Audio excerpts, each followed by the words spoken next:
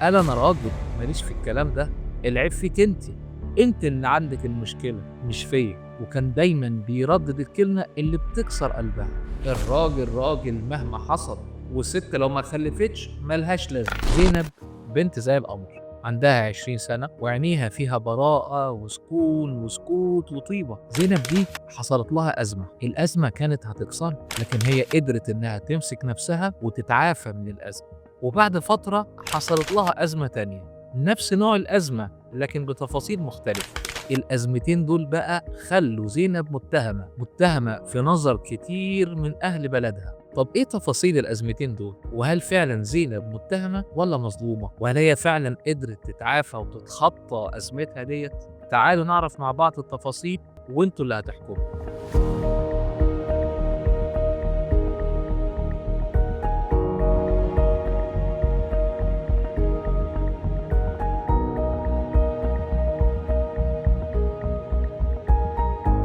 زينب كتير من بنات بلدها كانوا بيغيروا منها، مش بس عشان جمالها، ده كمان عشان أخلاقها اللي تخلي كل اللي حواليها يحبوها، وعشان أهلها اللي كان ليهم كلمة مسموعة ووضع مميز في بلدهم. العرسان كانوا بالطوابير، كل يوم حد جاي ويخبط على باب البيت، لكن زي ما بيقولوا القلب ما يريد. هي عينها كانت على أحمد ابن الجيران اللي كان بيبص لها من بعيد وحاطط عينه عليها، وهي كمان قلبها مالي. اتجوزوا والفرحة كانت في السما، والناس كلها بتقول اتنين زي العسل.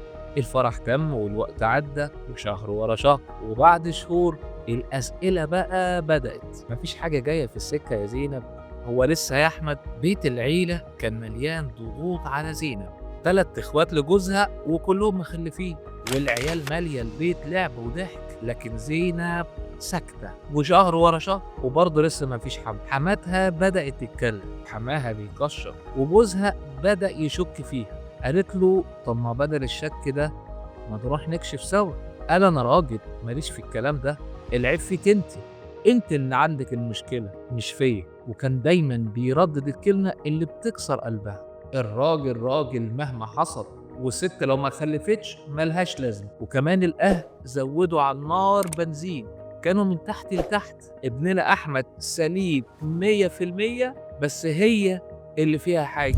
مع الأيام المشاكل كبرت والكلمة بقت بتقف سيف على رقبتها، وفي الآخر اتطلقوا. زينب رجعت بيت أبوها ودموعها مش بتنشف، والناس بتهمس دي زينب اللي ما بتخلفش. جوزها سابها عشان العيب فيها، بس زينب ما عاشتش كده كتير، ما هي بنت حلوة وجميلة ومن عيلة وأخلاقها جميلة زيها. بعد سنة ربنا بعت لها حامد كان راجل بسيط وشغال فوالي في الوحدة الصحية الجديدة اللي بيبنوها في المركز اللي جنبه. شافها بالصدفة وهي راجعة من السوق، وكانت ماسكة شنطة في إيديها والشمس مايلة على وشها. ساعتها اتعلق بيها وقال لكل اللي حواليه أنا عايز البنت دي تبقى مراتي، دي شكلها فيها رضا الدنيا كلها. حامد سأل عليها وقعد فترة يفكر يتقدم لها ولا أهلها يرفضوا، ما هو في فرق ما بينهم في المستوى، وهو كان متجوز قبل كده ومعاه عيل من مراته الأولانية اللي توفت بسبب المرض الوحش. وقال في نفسه ما هي برضه زينب مطلقة وما خلفتش من جوازتها اللي فاتت. وبعد فترة كده يفكر، حامد أخذ القرار وراح اتقدم لأهلها، وبالفعل أهلها وافقوا وحامد وزينب اتخطبوا واتجوزوا في هدوء. زينب كان عندها أمل جديد، كانت بتصلي، كانت بتدعي.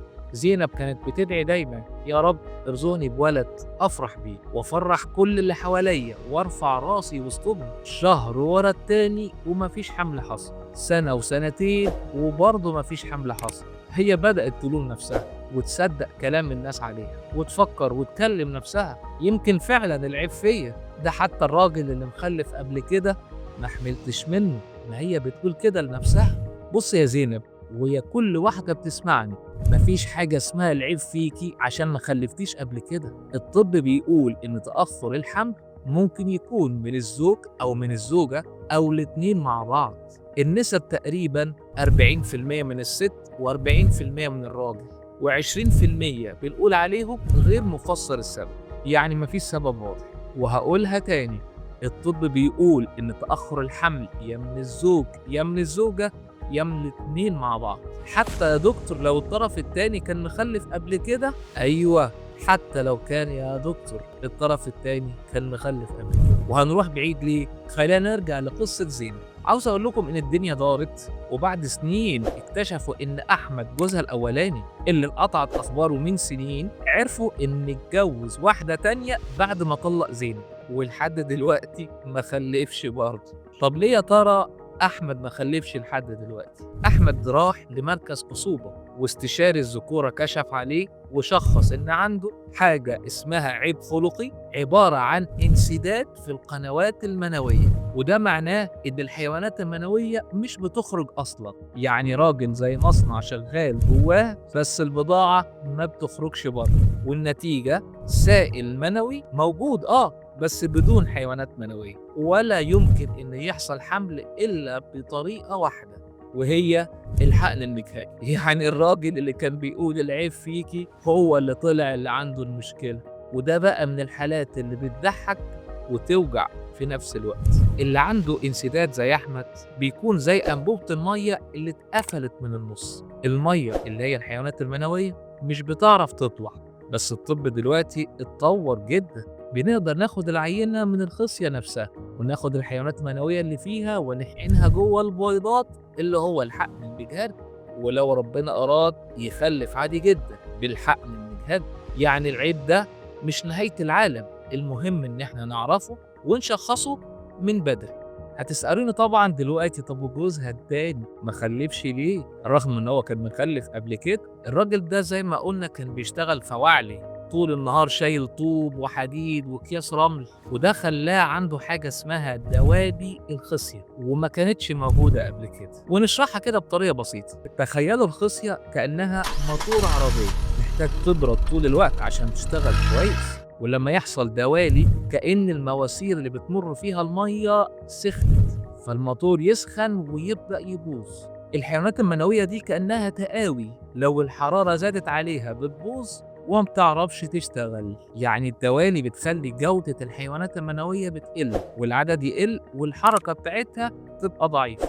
بس الجميل بقى ان علاجها سهل جدا، خصوصا لو اكتشفت بدري، ممكن بعملية بسيطة بالمنظار او جراحة، والعيان يرجع زي الفل. يعني يا زينب لا احمد كان تمام ولا حامد كان تمام، والعيب مش فيكي خالص يا زينب، العيب ان محدش فكر ان يكشفوا على الاتنين مع بعض، الزوجة والزوج كمان. بصوا يا جماعة، الحكاية دي بتتكرر كل يوم. الناس اول ما يحصل تأخر حمل يجروا على الست ويقولوا لها العيب فيكي، مع ان الحقيقة ان 40% من حالات تأخر الحمل السبب فيها هو الراجل، و40% الست، و20% زي ما قلنا ملهمش سبب معروف. يعني مفيش حاجة اسمها العيب فيها، ولا ان الراجل راجل مهما حصل. ولما نبدأ رحلة العلاج لازم الاتنين يعملوا الفحوصات مع بعض. العيب مش فيها ولا فيه، العيب في اللي بيحكم قبل ما يعرف الحقيقة. قبل ما نحكم لازم نفهم، لأن الحقيقة بتكون ساعات عكس اللي اتقال. وعشان ما نظلمش الزوجة زي زينب في حكاية النهاردة، وزي منى في حكاية منى وأشرف، اللي أشرف راح خان منى، وحكينا حكايتهم في حلقة خانها وجاب لها عقد. الحلقة هتعجبكم ولازم تشوفوها. وأخيرا دمتم سالمين.